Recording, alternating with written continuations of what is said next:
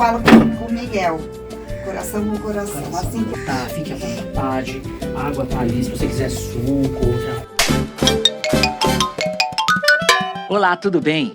Podemos dizer que a cidade de São Paulo é uma imensa obra de arte? Talvez não da forma tradicional que conhecemos sobre arte, não é? Mas se repararmos um pouquinho ao nosso redor, vamos descobrir ideias artísticas manifestadas em cada ponto da cidade.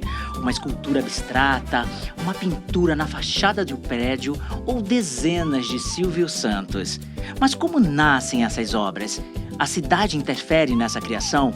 No programa de hoje vamos falar sobre processos criativos, o fazer artístico, como artistas desenvolvem suas criações. E para me ajudar a falar sobre esse e outros assuntos, eu tenho a honra de conversar com a artista plástica, empresária e produtora cultural, Cíntia Abravanel. Eu sou Rômulo Bonfim e o Cultura em Ação é um programa com 12 episódios produzido pela Rádio Interação FM com o apoio da Secretaria de Cultura, Economia e Indústria Criativa do Governo do Estado de São Paulo. Cíntia Abravanel, que delícia te encontrar aqui no Cultura em Ação. Obrigado, viu? Uma honra pelo convite. Muito feliz, estava com saudade de você. Eu também, muito saudade de você. Mas olha, quero falar de artes plásticas, de exposição, da caravana do Silvinho. Você tem um monte de coisa para me contar que eu tenho te acompanhado, visto. Todas essas intervenções que você tem feito na cidade. Mas antes de a gente entrar nesse assunto, Cíntia, eu queria que você me contasse como é que surgiu como é que você descobriu esse talento para artes plásticas? Como é que foi esse gatilho, assim? Puxa, acho que desde sempre, desde que nasci. Uhum. Sempre com a caneta, o lápis, papel, o lápis de cor na mão. Desenhando até em papel de reunião, né? Tem a série Reuniões, né? Que a Fabi foi juntando, assim, e a gente tem a série Reuniões. Então, de alguma forma, sempre presente. E muito intuitivo, assim. Deu tá no telefone. Sabe que a gente fica no telefone e fica rabiscando? Uhum. Então tem muito quadro que nasceu assim, muita obra que nasceu assim, E agora eu tô revisitando essas obras, esses post-its. Tem um monte. A Fabi fez um livro só de post-it com rabiscos meus. E de vez em quando eles viram uma intervenção, uma tela. Você ficou muito tempo ainda no desenho e na pintura. No desenho e na pintura. Eu acho que eu cheguei a fazer mais de 40 exposições já, né? E a maioria com quadros. E aí começou a entrar as instalações. Uhum. E depois resolvi levar para público as instalações gigantes em lugares públicos para dar continuidade ao meu trabalho, acho que missionário, de formação cultural, né? Sim. Dar acesso para as pessoas à cultura. Não dá para falar de Cíntia Abravanel sem falar de teatro, né, Cíntia? Não dá primeiro porque é mãe do Thiago Abravanel, né? Que já é um ator, cantor, um artista completo, né? Agora mãe a Lígia Abravanel também, que se revelou uma grande produtora de teatro. Isso. Né? Não dá para falar. Você acha que o teatro, Cíntia, ele se mistura nas artes plásticas ou não? Ou cada um ocupa um lugar separado? Não, o teatro é acho que uma modalidade artística que junta tudo. Porque você pega não só o texto, como o trabalho da direção, da interpretação do ator, às vezes no musical, então já entra a música.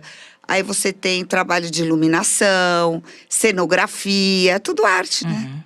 O teatro acho que é o que une todas essas vertentes da arte. E aí você vai para cinema, que também une tudo isso, né? De uma outra linguagem.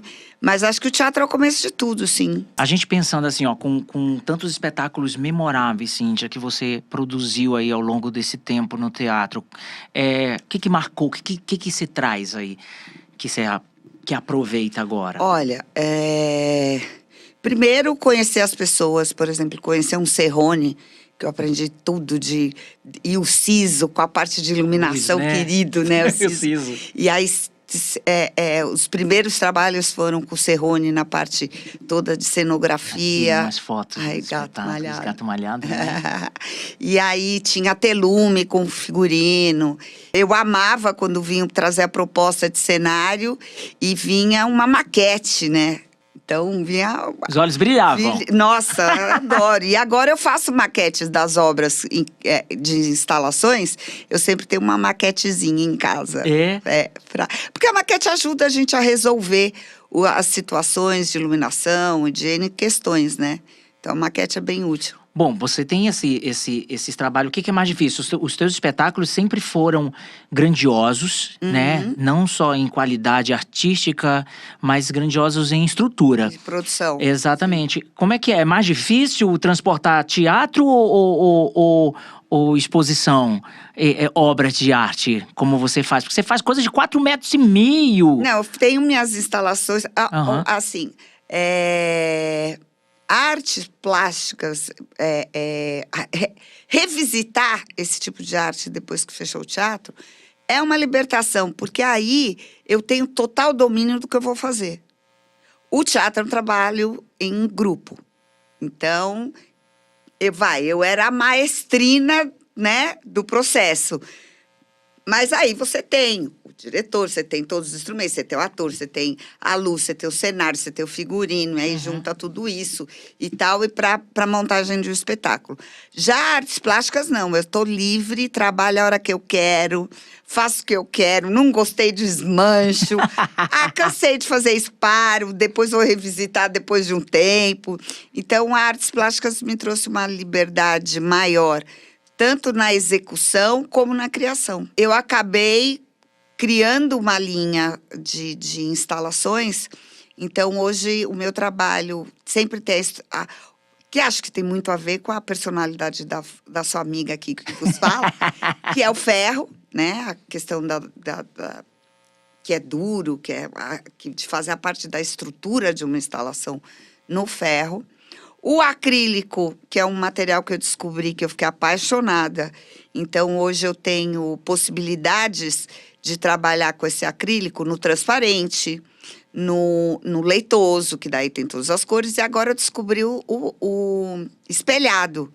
Então, virão coisas interessantes. Ah, é? E aí, tudo isso com o fio de nylon, que traz a leveza dessa teia, né?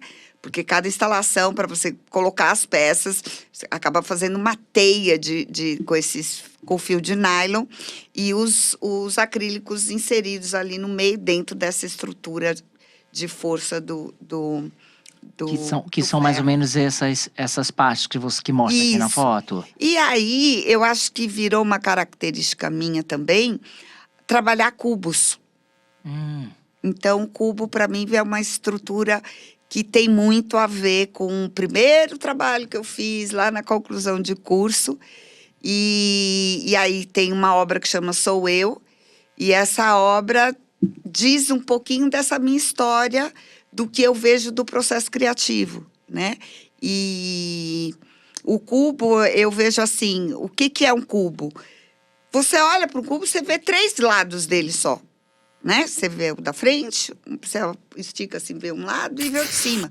Mas ele é mais do que isso, ele tem o lado de trás, tem o outro lado, tem o lado de baixo.